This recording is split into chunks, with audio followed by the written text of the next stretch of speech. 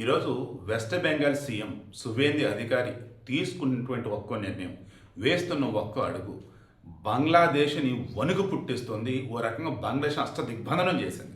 Ganesh gold తాకట్టులో ఉన్న బంగారాన్ని విడిపించి కొనబడును. సంప్రదించండి 9966611144. ఆల్రెడీ పైన అస్సాంలో హిమంత బిశ్వ శర్మ ఉన్నారు. ఆల్రెడీ అతను అక్కడ ఉన్నటువంటి బంగ్లాదేశీలని ఏరివేస్తున్నాడు. కొత్తగా ఎవరైనా లోపల కూడా అడుగు పెట్టినట్లు. ఈ మూమెంట్లో అక్కడ ఇప్పటికే బుల్డోజర్ సంస్కృతి ఉంది. ఉత్తరప్రదేశ్ బుల్డోజర్ సంస్కృతి ఉంది. ఇక ఇప్పుడు వెస్ట్ బెంగాల్ సీఎంగా సువేందు అధికారి అయిన తర్వాత ఒకటే, అటు యోగి ఆదిత్యనాథ్, ఇటు హిమంత బిశ్వ శర్మ వీళ్ళని గైడ్ చేశారు. ఎలా ఏరివేయాలి, ఎలా ప్రక్షాళన చేయాలి, ఎలా కాయకల్ప చికిత్స చేయాలి అని. పైన ఆల్రెడీ మోడీ బ్లెస్సింగ్స్ ఉండనే ఉన్నాయి. ఇక గేమ్ మొదలెట్టాడు. దాన్ని గేమ్ కూడా అనకూడదు, క్లీనింగ్ మొదలెట్టాడు. ఎలా మొదలెట్టాడంటే, ఆయన అధికారంలోకి వచ్చి రాగానే ముందు కలకత్తా ఉన్నటువంటి రైల్వే స్టేషన్ల దగ్గర ఏ బంగ్లాదేశీలైతే ఇన్నాళ్ళు అక్కడ ఉంటూ వచ్చేపోయే వాళ్ళని బెదిరిస్తూ వచ్చేపోయే వెహికల్స్కి వాళ్ళే అడ్డుపడి కిందపడి మళ్ళీ గుద్దారంటూ డబ్బులు వసూలు చేసి అండ్ చిన్న స్పేస్లో కూడా ఏదో ఒక పెద్ద దుకాణం అన్నట్టు ఏదో పెట్టి హడావుడి చేస్తున్నారు బతికారో మొత్తాన్ని లేపి అవతల పడేశాడు. ఓకేనా?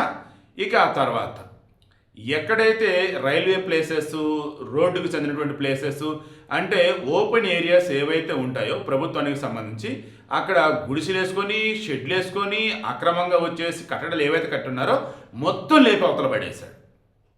ఒకప్పుడు ఉన్నటువంటి విశాలమైన కలకత్తా ఇప్పుడు కనిపిస్తూ ఉంది. అండ్ వెస్ట్ బెంగాల్ వ్యాప్తంగా ఉన్నటువంటి ఎవరైతే బంగ్లాదేశీలు ఉన్నారో పెట్టేపేడ సర్దుకొని బంగ్లాదేశ్కి వెళ్ళిపోతూ ఉన్నారు.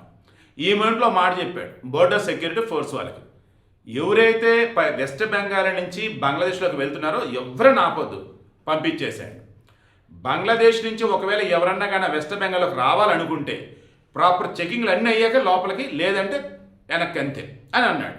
అప్పుడు వాళ్ళు అడుగున్నారు, సార్ ఎన్నో సంవత్సరాలుగా వెస్ట్ బెంగాల్కి బంగ్లాదేశ్కి అన్నప్పుడు బోర్డర్ ఇష్యూలో అన్నప్పుడు ఒక చోట ఓపెన్ ఏరియా చాలా ఉందండి. ఆనాడు ఉన్నట్టు మమతా బెనర్జీని మేము అడిగాము, సుప్రీంకోర్టు కూడా బోర్డర్ సెక్యూరిటీ ఫోర్స్కి ల్యాండ్ ఇవ్వమని చెప్పింది. బట్ ఈ మమతా బెనర్జీ ల్యాండ్ ఇవ్వట్లేదని వాళ్ళు చెప్పినారు. ఎంత ల్యాండ్ ఏంటి? 600 ఎకరాలు. ఇక ఏంలా గో హెడ్ అన్నాడు.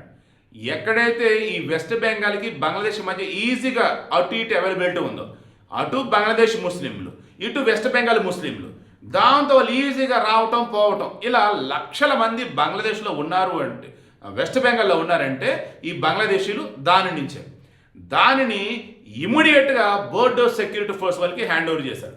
అది కూడా ఏం చెప్పారు తెలుసా? కోర్టులు అవసరం వల్ల ఏంటి, వాడు బంగ్లాదేశీడంటే అయితే అవతల పంపండి, లేదు నేను ఏడామంటానంటే తీసుకొని జైల్లో వేయండి అన్నాడు. క్లియర్. వాడి మేపటాలు విచారణలు ఏమి లేవు, ఇంకా అన్ని ప్రాపర్గా ఉంటే ఇండియన్, ప్రాపర్గా లేవు అన్నప్పుడు బంగ్లాదేశ్నే పోను ఇండియన్ అనమంటారంటే లోపలేసాడు ఇంకంతే, లేదా బంగ్లాదేశ్లో నెట్టేశాడు ఇంకంతే చెప్పేశాడు. బోర్డర్ సెక్యూరిటీ ఎంత టైట్ చేశారంటే, సిలిగురి ఉంటుంది కదా చికెన్ నెక్ కారిడార్ అంటారు, అక్కడ వచ్చేసి ఆల్రెడీ చాలా సంవత్సరాలుగా వాళ్ళు అడుగుతూ ఉన్నారు, ఏదన్నా ప్రమాదాలు జరిగినప్పుడు కానీ ప్రకృతి విపత్తులు వచ్చినప్పుడు కానీ కేంద్ర బలగాల చేతులు అవి కనుక ఉంటే వాళ్ళు ఏదైనా చేయగలుగుతారు. మమతా బెనర్జీ లేదు ఇది స్టేట్ హ్యాండ్ ఓవర్లో ఉండేది అని చెప్పి సిన్నా లెవెల్. బట్ ఆయన వచ్చి రాగానే ఆ చికెన్ నెక్ కారిడార్ కూడా మొత్తం కేంద్రంలోకి, అంటే ఎలా చెప్పాలి, కేంద్ర బలగాలకి అప్పచెప్పాడు.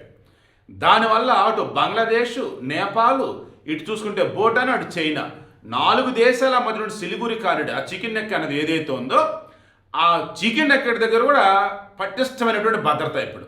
సో ఇప్పుడు ఏ దేశాలు కూడా ఇక మన దేశం దరిదాపులకు రాలేవు, వచ్చినా కానీ కుక్కిన పేనులా పడి ఉండాలి.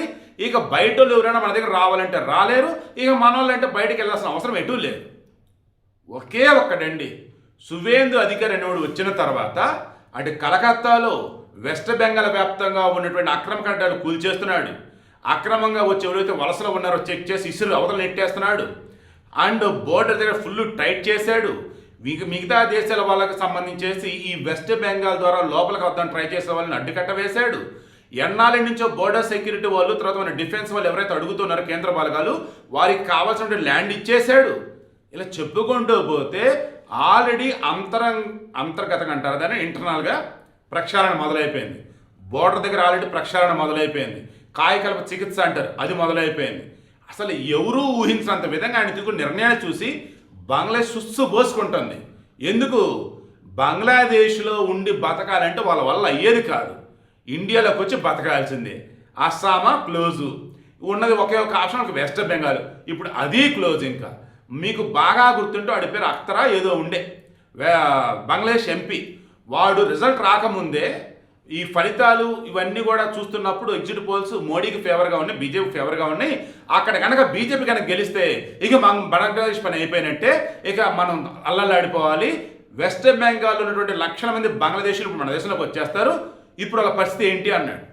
అరే ఈ అమ్మ జీవితం అనకూడదు, కానీ మీ వాళ్ళు మీ దేశంలోకి వస్తే మీ పరిస్థితి ఏంటో మాకే పని రా బాబు. అసలు ఈరోజు అదే జరుగుతుంది. నాకైతే చాలా అంటే చాలా హ్యాపీగా ఉంది. ఎందుకంటే సువేంద్ర అధికారి అసలు ముందు వెనక ఆలోచించట్లా. ఇది కరెక్టా, ఎక్స్పర్ట్స్ అనేది సలహాలు తీసుకుంటున్నాడు. ఇది రూల్స్కి విరుద్ధంగా ఉందా, కరెక్ట్గా ఉందా? ఓకే, రూల్స్కి కరెక్ట్గానే ఉంది, ఇది దేశానికి సంబంధించి అవసరం, అంతే. ఇంకా గో హెడ్ అంటున్నాడు. అధికారులు ఎవరికి ఇవ్వాలో వాళ్ళకి ఇచ్చేస్తున్నాడు. నాకైతే చాలా సంతోషం ఉంది.